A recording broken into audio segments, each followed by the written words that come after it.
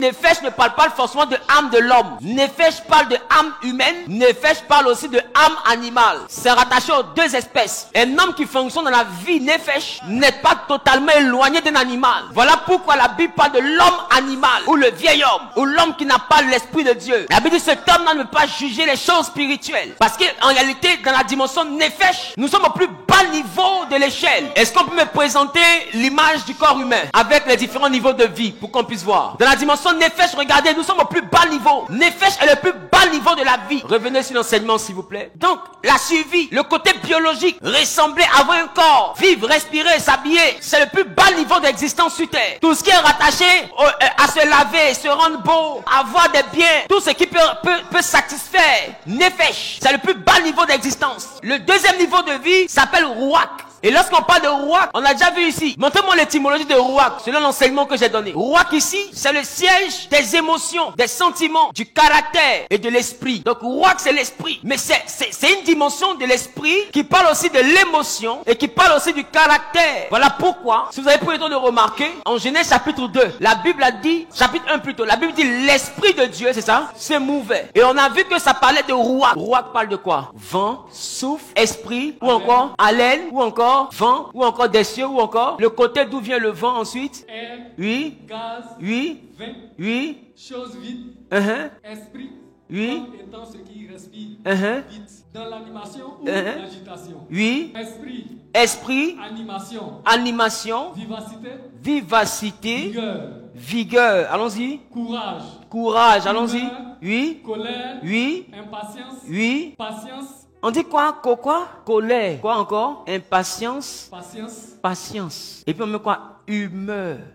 Colère. Courage. Impatience. Patience. Après on met esprit, disposition, entre parenthèses, troublé, amer, mécontent. Voilà pourquoi on dit ruach. Présentons l'enseignement maintenant. Ruach ici devient quoi? Le siège des émotions, des sentiments, du caractère. Courage. Le courage c'est un caractère. Après on dit quoi? Humeur. Les humeurs c'est quoi? Émotion, sentiment. Émotion. Donc humeur, émotion. Ensuite on dit quoi encore? Colère, impatience, caractère, patience, troublé, amer, mécontent. Donc ici on vous présente que quand la Bible dit l'esprit de Dieu se mouvait, ruach ici présente aussi des émotions. Donc la deuxième vie ruach est une dimension invisible de la vie humaine, mais c'est la vie où siège l'esprit, et le monde spirituel commence d'abord par le siège des émotions. Voilà pourquoi je n'ai pas défini l'âme telle que on vous l'a définie depuis l'école du dimanche. J'ai défini âme comme étant la vie, et je vous ai dit il y a 5 niveaux de vie. Il y a le premier niveau que vous appelez âme, mon âme est dans mon sang là. Ce niveau de vie là, les Hébreux l'appellent nefesh. Il y a un deuxième niveau de vie qu'ils appellent âme ruach. C'est-à-dire que c'est la vie de l'esprit, c'est le commencement de la vie spirituelle. Voilà pourquoi ta vie spirituelle dépend aussi de tes émotions, dépend aussi de tes sentiments. Voilà pourquoi la Bible nous recommande d'avoir en nous les sentiments qui étaient en Christ. Parce que la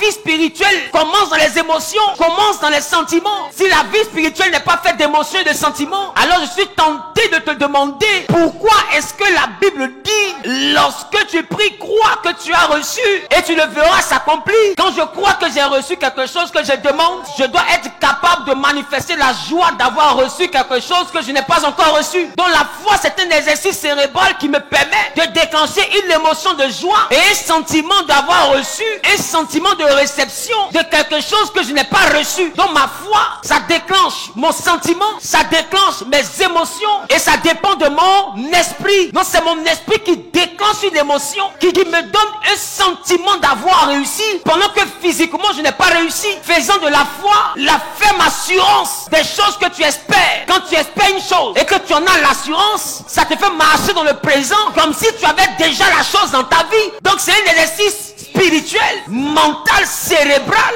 qui te fait déclencher l'émotion et qui te fait avoir le sentiment d'assurance. Donc l'âme ruach, la vie ruach, elle est le niveau spirituel qui travaille avec vos émotions, avec vos sentiments. Ce que Dieu ne veut pas, c'est les mauvaises émotions qu'on appelle le fruit de la chair. En Galates chapitre 5, il y a des émotions, il y a des sentiments, il y a des caractères que Dieu ne veut pas. Mais il n'a pas dit que les émotions sont mauvaises. Si les émotions étaient mauvaises, Christ n'aurait pas eu les émotions. La Bible dit, il a frémi dans son corps. C'est une émotion. Ému de compassion, c'est une émotion. Jésus en colère dans le temple, c'est une émotion. Donc Jésus avait des émotions. L'émotion est le commencement du miracle. L'émotion est l'expression de ce qu'on a reçu. Que ce soit comme agressivité, que ce soit comme avantage. Par mes émotions, je qualifie mon interprétation de ce que j'ai reçu. Si j'ai une émotion de joie, c'est que je suis en train de définir ce que j'ai reçu comme quelque chose de bien pour moi. Si je suis fâché, c'est que je t'explique que ce que tu m'as fait là est mauvais pour moi. Donc en fonction de mes émotions, je définis la qualité de ce que je reçois. Vos émotions sont utiles dans votre vie spirituelle. Que personne ne vous trompe.